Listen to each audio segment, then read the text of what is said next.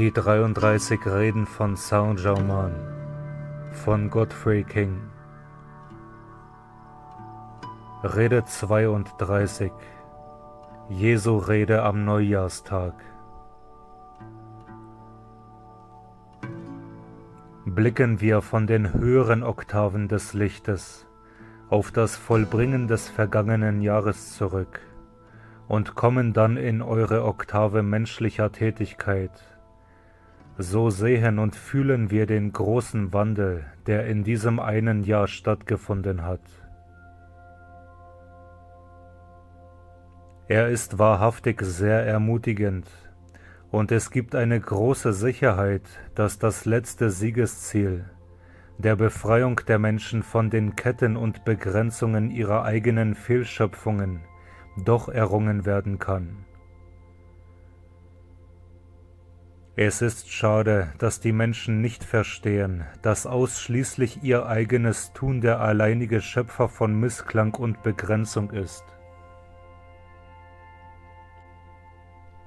Mit anderen Worten, durch die unbeherrschte Tätigkeit des Äußeren erlauben sich die Persönlichkeiten stetig die vollkommene Energie, die reine Essenz ihrer eigenen mächtigen Ich-Bin-Gegenwart umzuwerten und dadurch all das Unerwünschte zu erzeugen. Dabei liegt es innerhalb ihrer Fähigkeit, sich derart in Harmonie zu halten, dass die vollkommene Intelligenz und Energie, die durch die menschliche Gestalt strömt, keine belastende Umwertung erfahren muss.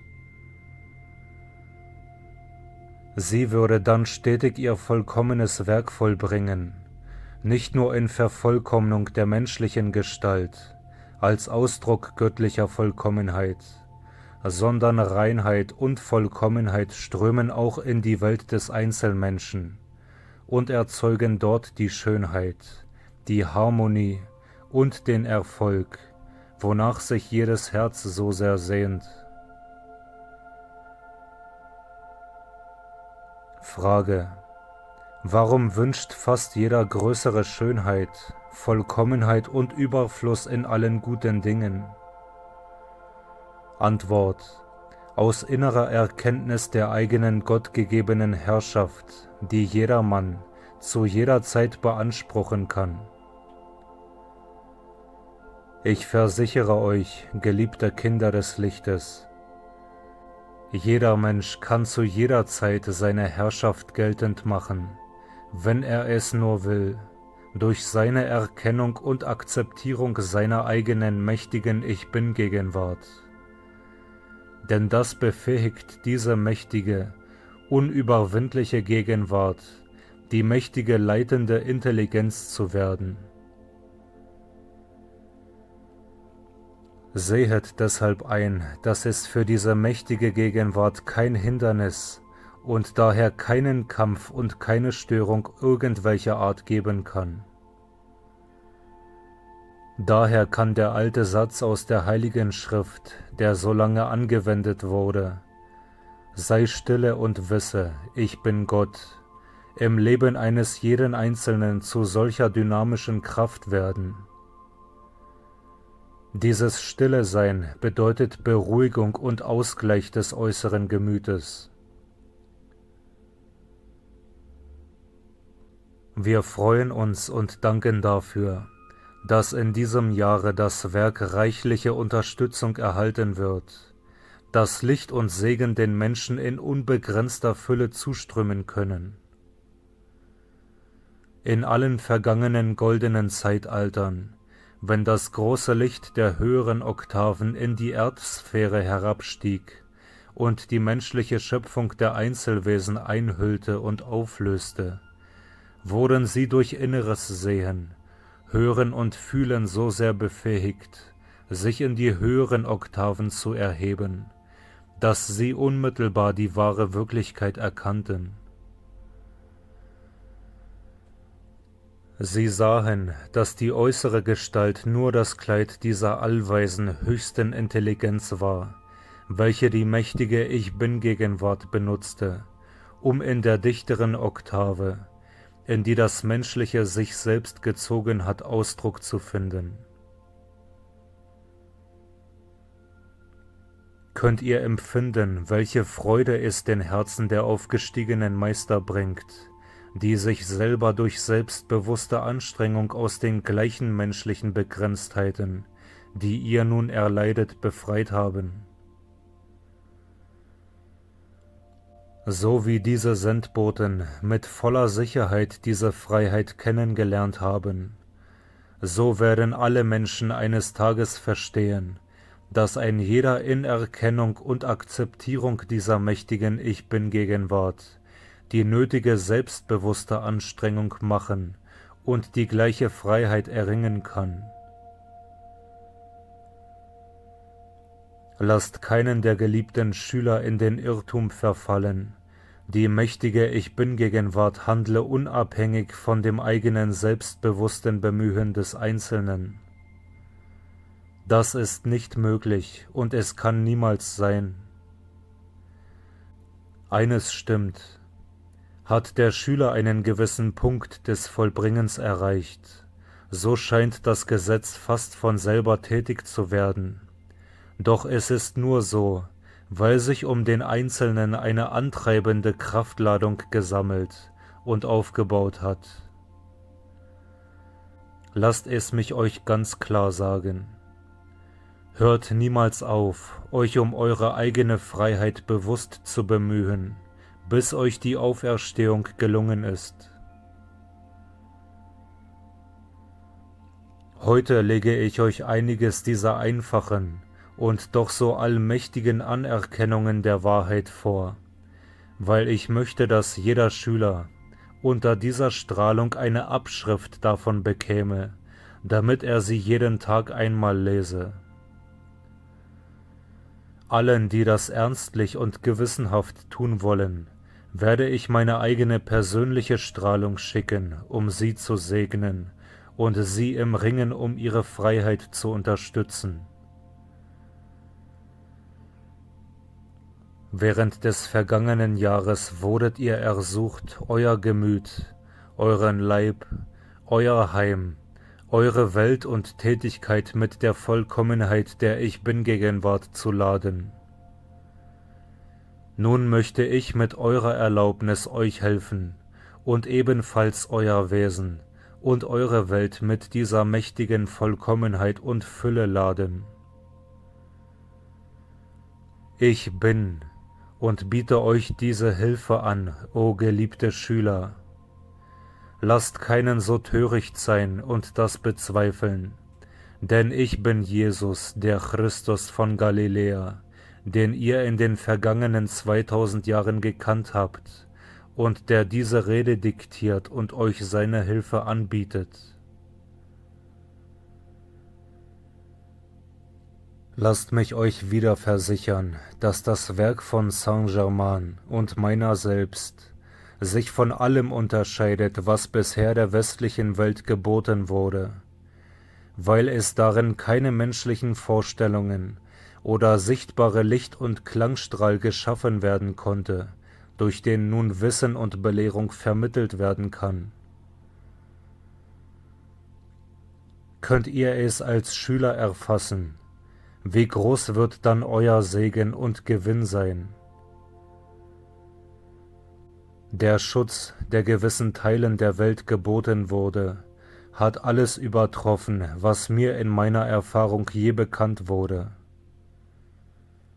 Könnten es die Menschen nur erkennen. Wie froh und gerne würden sie mit ihrer großen, ganzen Kraft mitarbeiten, damit diese allmächtige Tätigkeit immer mehr wachsen kann. Wir können nichts tun, als eure Aufmerksamkeit auf die Wahrheit hinweisen, auf die Wirklichkeit, wie wir sie erkennen.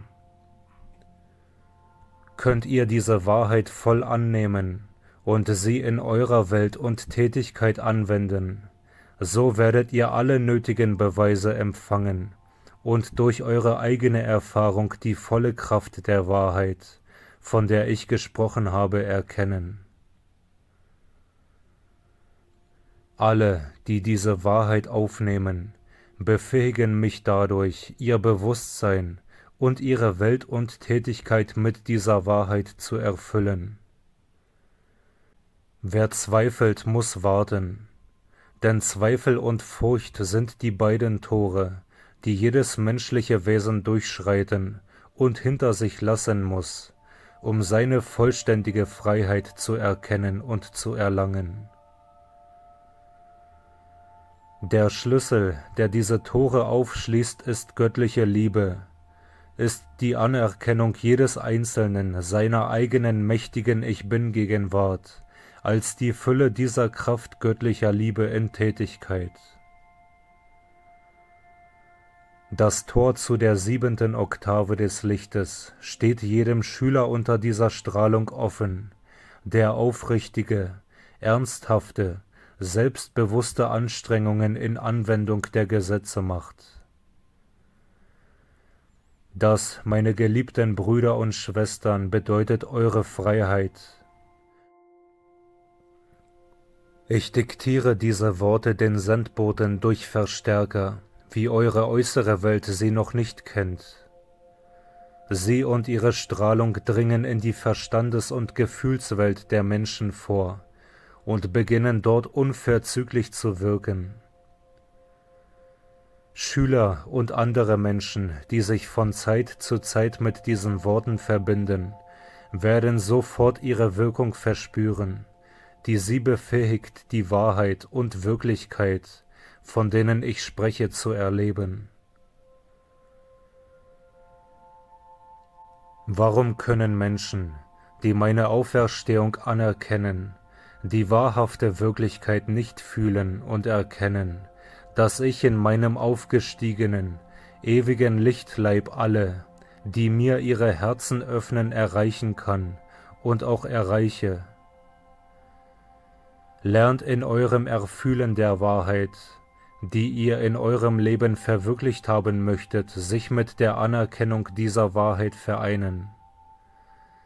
Das wird euch in eurem Suchen nach der Freiheit jede Höhe des Vollbringens zugänglich machen.